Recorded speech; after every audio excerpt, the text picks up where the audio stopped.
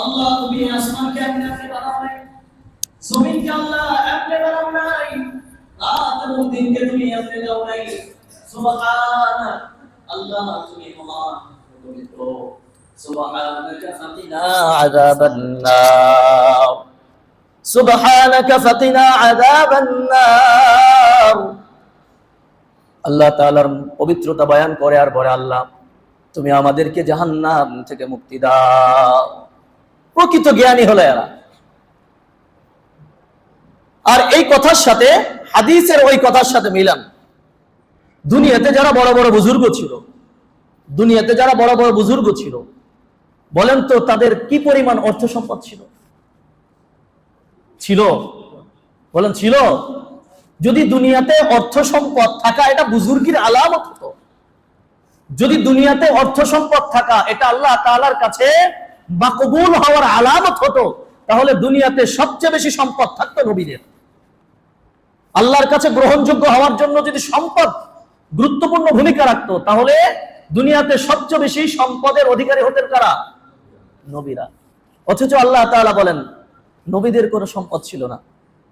ওয়াইন্নাল আম্বিয়া লাম ইউরিসু দিনারা ওয়ালা দিরহামা, নবীরা কোনো টাকা কড়ি, ধন সম্পদ, স্বর্ণ অলংকার এগুলোর মালিক ছিল না।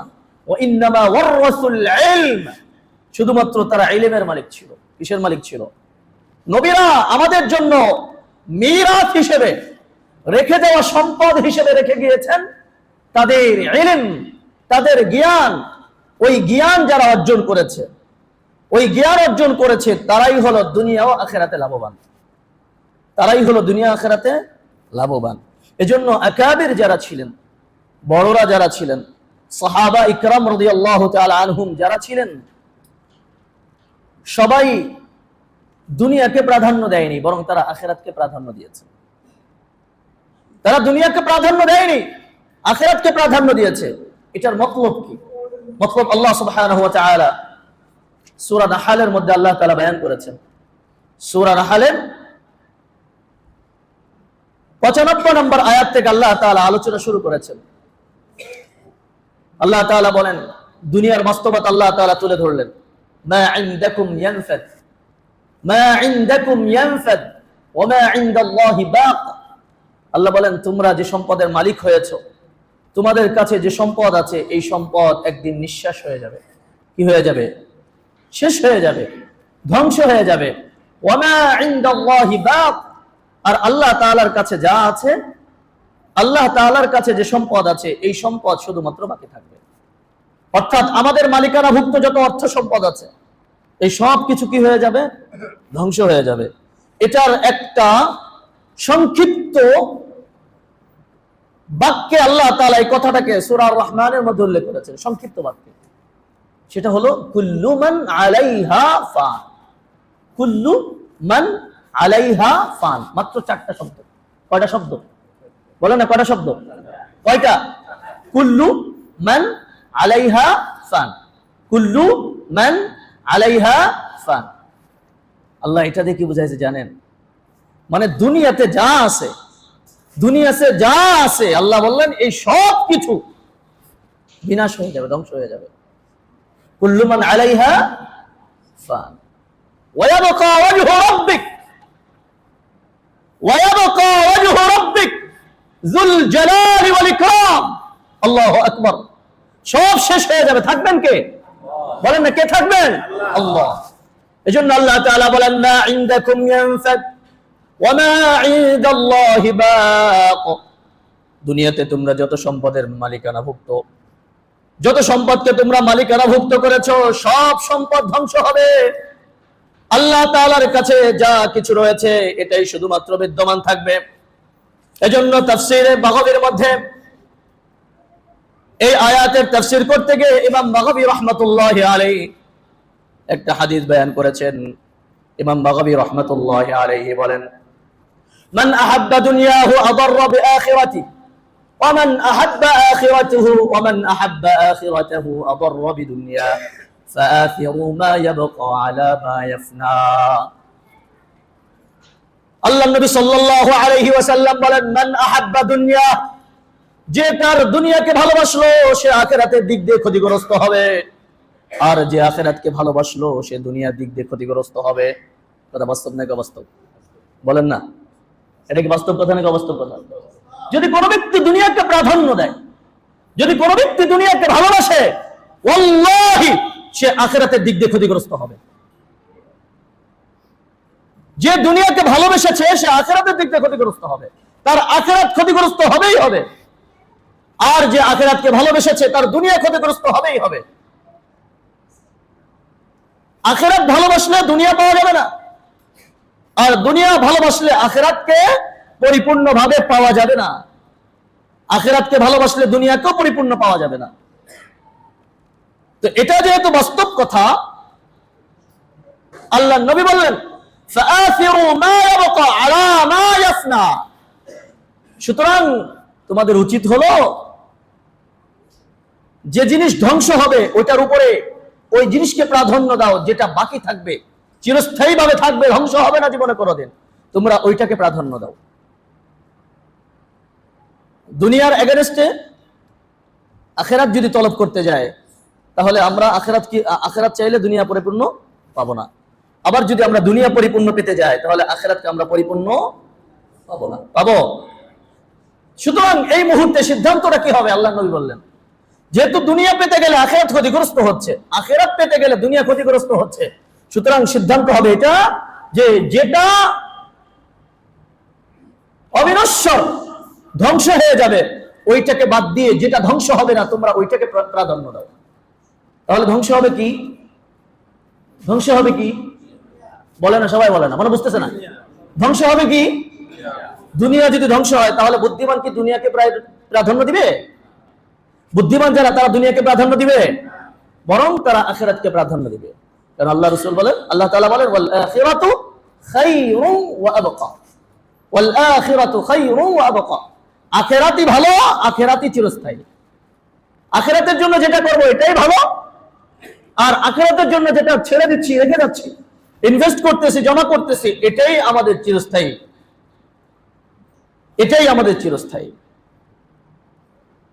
ওই যে পূর্বের কথার সাথে এই কথাগুলো আমি মিলানোর চেষ্টা করছি। আমাদের প্রত্যেকের মধ্যে সম্পদ নিয়ে হতাশা আছে না নাই? কথা বলেন, আছে না নাই?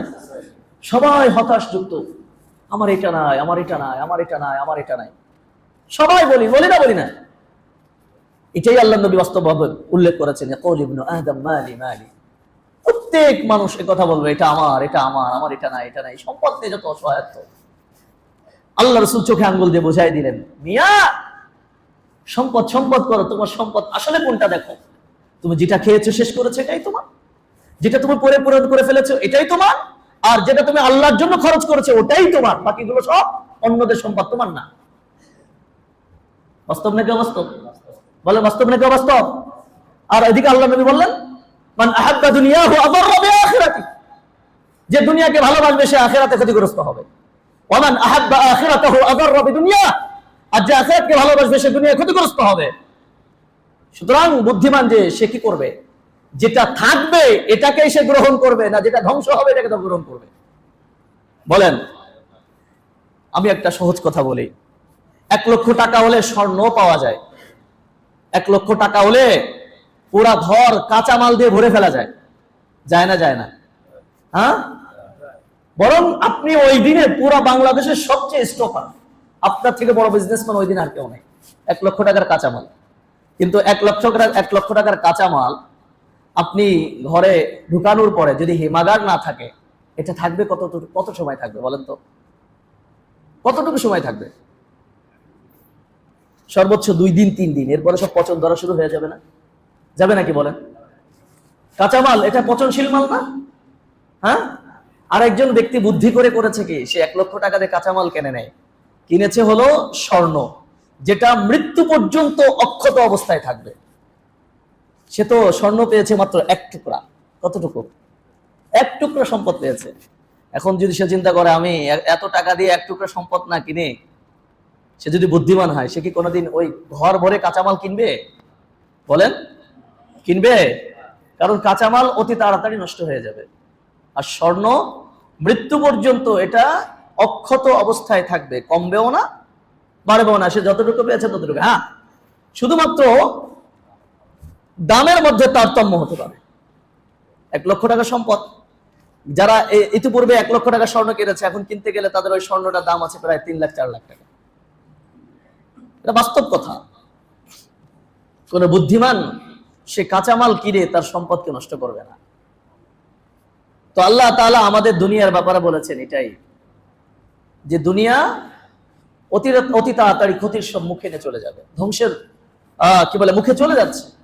দুনিয়া ধ্বংস হবে। কোন ব্যক্তি জেনে বুঝে এই ধ্বংস যোগ্য জিনিসকে কেউ ক্রয় করবে?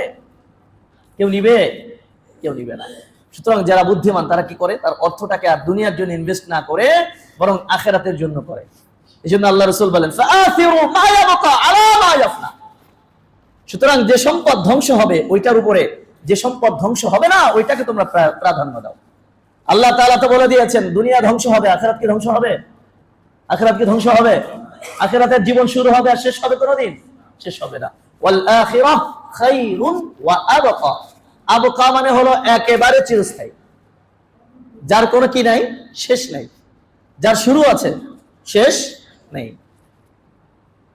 এইজন্য আল্লাহ রাসূল বলেছেন, আল কাইয়িসু মান দানা নাফসাহু ওয়া আমিলা লিমা বা'দাল মাউত।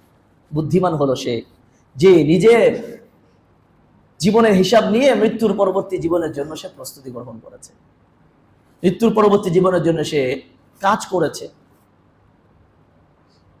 অপর হাদিসের মধ্যে রাসূলুল্লাহ সাল্লাল্লাহু আলাইহি ওয়াসাল্লাম বলেন,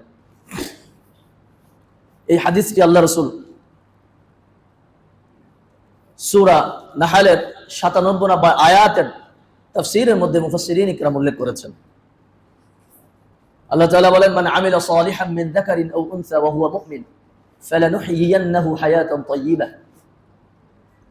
আমরা পৃথিবীতে সবাই একটা ভালো জীবন চাই, পৃথিবীতে সবাই ভালো জীবন চায়, সে যেই হোক না কেন, পৃথিবীতে যে সমস্ত প্রাণী এসেছে সবাই চায় একটা ভালো জীবন, চায় না? চায় না। এটাকে আরবিতে বলা হয় হায়াতে তাইয়্যিবা, উত্তম জীবন। তো হায়াতে তাইয়্যিবা এটা আসলে সম্পৃক্ত হলো ভালো জীবন পেতে হলে, স্বচ্ছন্দময় জীবন পেতে হলে এটা সম্পৃক্ত হলো নেক আমলের সাথে। কিসের সাথে? নেক আমলের সাথে। যার জীবনে নেক আমল যত বেশি হবে তার জীবনটা তত স্বাচ্ছন্দ্যময় হবে। যার জীবনে নেক আমল যত বেশি হবে তার জীবনটা তত কি হবে? স্বাচ্ছন্দ্যময় হবে। আর নেক আমল তখনই আমাকে উপকার পৌঁছাবে যখন আমি ঈমানদার হব। নেক আমল দ্বারা আমি তখনই উপকার লাভ করব যখন আমি ঈমানদার হব। অর্থাৎ নেক আমলটা উপকারী হওয়ার জন্য, নেক আমলের উপকার পাওয়ার জন্য ঈমানদার হওয়া জরুরি। ঈমানদার হওয়া কি জরুরি। আর ভালো জীবন পাওয়ার জন্য নেক আমল জরুরি। ভালো জীবন পাওয়ার জন্য নেক আমল জরুরি। আর নেক আমল আমার উপকারী হওয়ার জন্য আমি ঈমানদার হওয়া জরুরি। এই কথাটা কেন বললাম? ঈমানদার কেন শর্ত হলো? কারণ দুনিয়াতে ভালো কাজ একজন ঈমানদারও করে, বেঈমানও করে। করে না? করে না? ভালো কাজ ঈমানদারও করে, বেঈমানও করে। যে ঈমানদার না, যে মুশরিক, যে কাফের, সেও কিন্তু ভালো কাজ করে। মানুষের উপকারার্থে তার সম্পদগুলোকে সে ব্যয় করছে, হসপিটাল বানিয়ে দিচ্ছে, জনকল্যাণমূলক কাজের জন্য কাজ করছে, জনগণের জন্য কাজ করছে। এটাও তো ভালো কাজ। কিন্তু ভালো কাজের দুইটা মিনিং থাকে, দুইটা অর্থ থাকে। একটা হলো যেই কাজটা করেছে ওটার দ্বারা সে দুনিয়াতে লাভবান হবে, আখিরাতেও লাভবান হবে। ঈমানদার যে হবে, খুব ভালো করে বুঝবেন, ঈমানদার যে হবে সে তার ভালো কাজের দ্বারা দুনিয়াতেও লাভবান হবে, আখিরাতেও লাভবান হবে। কি বলেছি আবার বলেন? ঈমানদার যে হবে সে তার ভালো কাজের দ্বারা দুনিয়াতেও লাভবান হবে, আখিরাতেও লাভবান হবে। পক্ষান্তরে যে বেঈমান হবে তার ভালো কাজের তো একটা প্রতিদান পাবে। পাবে না? পাবে না? প্রত্যেক ভালো কাজের প্রতিদান আছে, আল্লাহ তাআলা দিবেন। তো সে তার ভালো কাজের প্রতিদান সে শুধুমাত্র দুনিয়াতেই পাবে, আখিরাতে তার কোনো কিছু থাকবে না। আখিরাতে তার কোনো কিছু থাকবে না। উদাহরণটা কেমন? একজন বিধর্মী মনে করেন আল্লাহকে সন্তুষ্ট দরকার নেই, সে একজন গরিব মানুষকে সহযোগিতা করেছে। একজন বিধর্মী, সে একজন গরিব মানুষকে সহযোগিতা করেছে। কিভাবে করেছে? তার ঘর ছিল না, ঘর করে দিয়েছে, বা তার রিজিকের ব্যবস্থা ছিল না, সেটা করে দিয়েছে, অথবা ভিন্ন কোনো কাজ তাকে করে দিয়েছে। তো আল্লাহ তাআলা এই প্রতিদানটা তাকে কিভাবে দিবেন? তার প্রতিদানটা আল্লাহ তাআলা তাকে এমন ভাবে দিবে, কোন একটা বিপদ, বড় ধরনের বিপদের সম্মুখীন হয়েছিল, তো আল্লাহ তাআলা ওই বিপদ থেকে তাকে উদ্ধার করে এই প্রতিদানটা তাকে দিয়ে দিলেন। এটা শুধুমাত্র অনলি তার দুনিয়ার জন্যই শেষ, আখিরাতে আর কিছু পাবে না। আল্লাহ রাসূল সাল্লাল্লাহু আলাইহি ওয়াসাল্লাম হাদিসের মধ্যে বলেন, এবার শুনেন, قال رسول الله صلى الله عليه وسلم إن الله لا يظلم المؤمن حسنة يعطي بها في الدنيا ويثاب عليها في الآخرة। আল্লাহর নবী বলেন, আল্লাহ কোন ঈমানদারকে নেক কাজের দ্বারা জুলুম করবে না। ইন্নাল্লাহা লা ইয়াযলিমুল মুমিনা হাসানাতান, নেক কাজ, ভালো কাজ করার দ্বারা কোন ঈমানদারকে আল্লাহ তাআলা জুলুম করবে না। ইউতি বিহা ফিদ দুনিয়া ওয়া ইউসাবু আলাইহা ফিল আখিরাহ। আল্লাহর নবী বলেন, ঈমানদার তার এই ভালো কাজের প্রতিদান সে দুনিয়াতে পাবে, আবার আল্লাহ তাআলা আখিরাতে এটার জন্য তার সওয়াব ইনভেস্ট করে রাখবেন। ওয়া ইউসাবু আলাইহা ফিল আখিরাহ।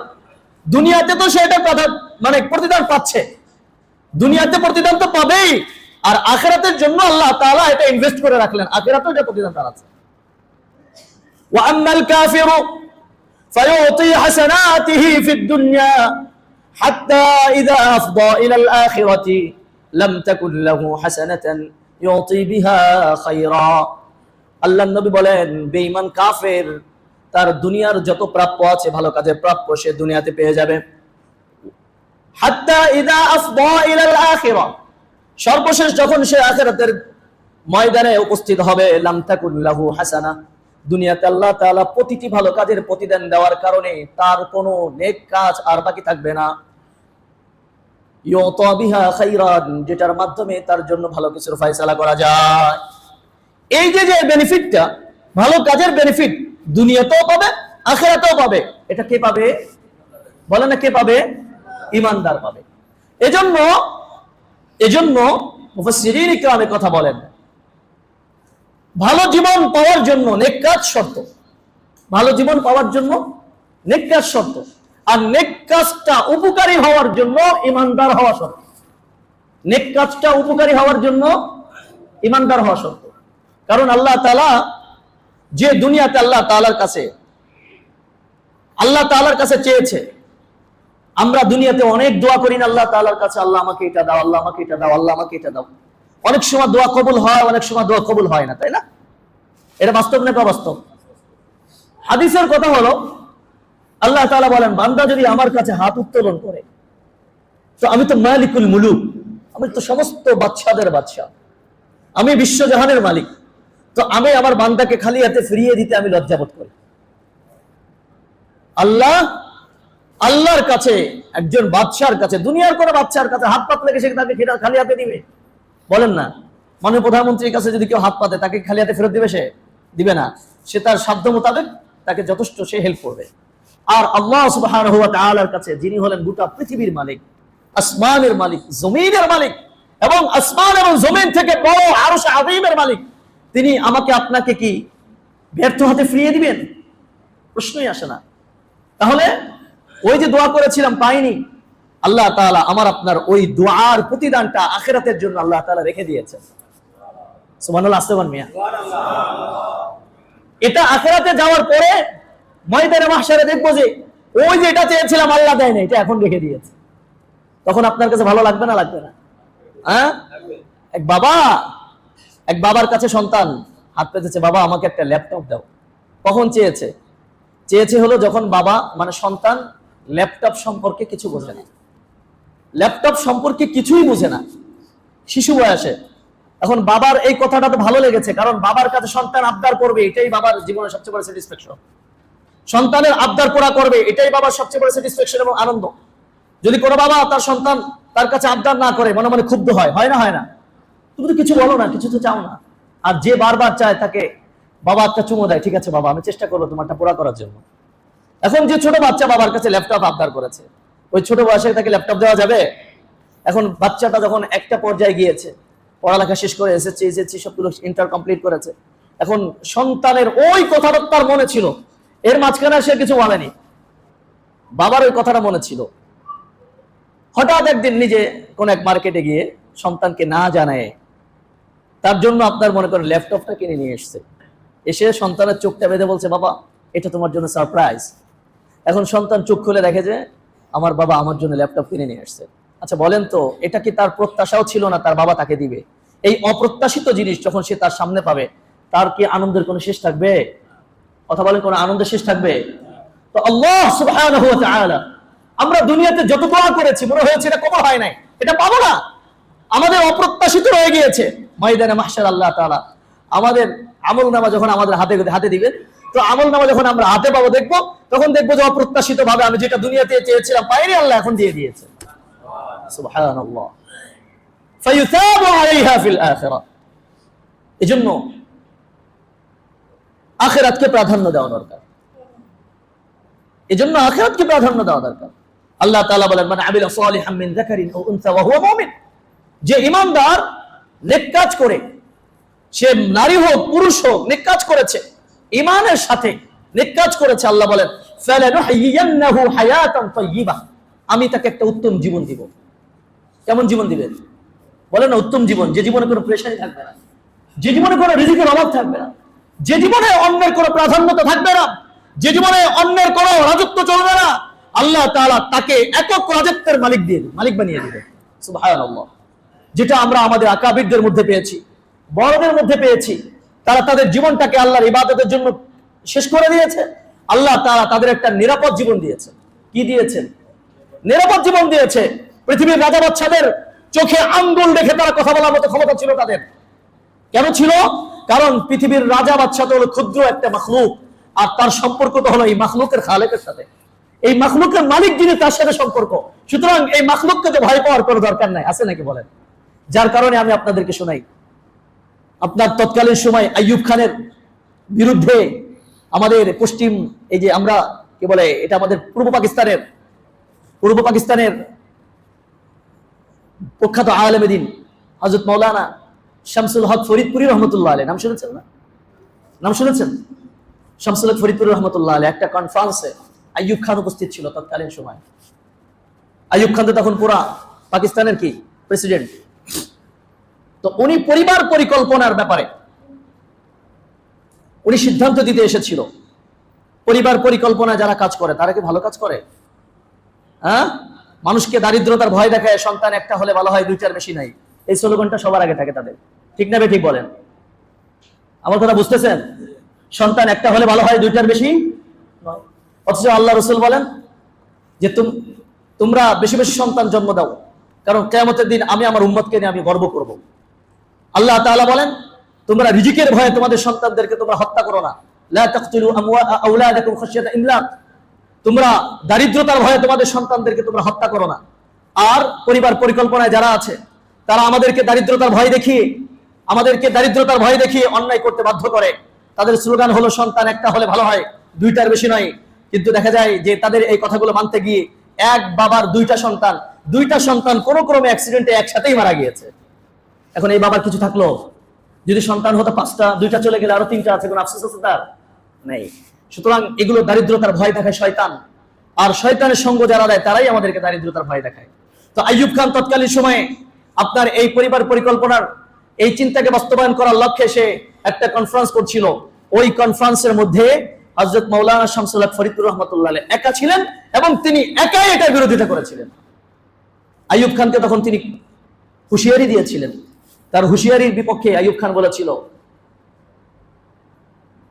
যে তুমি মিয়া এরকম কথা বলো, তুমি দেখছো আমার পিছনে কত শত শত হাজার হাজার পাঠান আছে। তো শামসুল হক ফরিদপুর বলেছিল, যদি তোমার পিছনে হাজার হাজার পাঠান থাকে তো আমার পিছনে লক্ষ লক্ষ মুসলমান আছে। এই সাহস, এই সাহসিকতা কোন ভিত্তিতে হয়েছিল? কার উপর ভরসা ছিল তার? বলেন কার উপর ছিল ভরসা? আল্লাহর উপর ভরসা ছিল। সুতরাং যারা আল্লাহর জন্য কাজ করে, দুনিয়ার কোনো রাজা বাদশাকেও তারা ভয় পায় না। আল্লাহ তাআলা তাদেরকে একটা নিরাপদ জীবন দান করেন। ফালানুহয়িয়ান্নাহু হায়াতান তাইয়্যিবা, তাদের নেক কাজ করার কারণে আল্লাহ তাআলা তাদের একটা উত্তম জীবন দান করেন, স্বাচ্ছন্দ্যময় জীবন দান করেন। যে দিবদে সন্তান কেন কোনো পেরেশানি নেই, রিজিক নিয়ে কোনো পেরেশানি নেই, দুনিয়াবি কোনো ফয়সালা নিয়ে তাদের কোনো পেরেশানি নেই। আর আল্লাহ তাআলা বলেন ওয়ালা নাজিদিয়ান্নাহুম আজরাহুম বিআহসানি মা কানু ইয়ামালুন, সর্বশেষ আখিরাতে তারা যে কাজ করেছে, যে আমল করেছে, ভালো কাজ করেছে, এই কাজের প্রতিদান আমি তাদেরকে, তারা যত ভালো কাজ করেছে তার থেকে উত্তম ভাবে আমি তাদেরকে এটা রিজিক দিব আমি। সুবহানাল্লাহ। সম্মানিত হাজিরিন, এটার এই কথাগুলো বলার উদ্দেশ্যটা কি? আমরা যারা দুনিয়ার পিছনে দৌড়াচ্ছি, দুনিয়াকে অর্জন করতে আখিরাতকে ছেড়ে দিচ্ছি, নামাজও পড়ি না, রোজাও করি না, শরীয়তে মানি না, শুধু দুনিয়া দুনিয়া দুনিয়া দুনিয়া আপনারা চিন্তা করি। দেখেন, দুনিয়া আমার আপনার তাকদীরে যতটুকু আছে, আমি কাজ করলেও আসবে, না করলেও আসবে। রিজিক এমন একটা জিনিস, রিজিক আল্লাহ তাআলা বন্টন করে রেখেছে।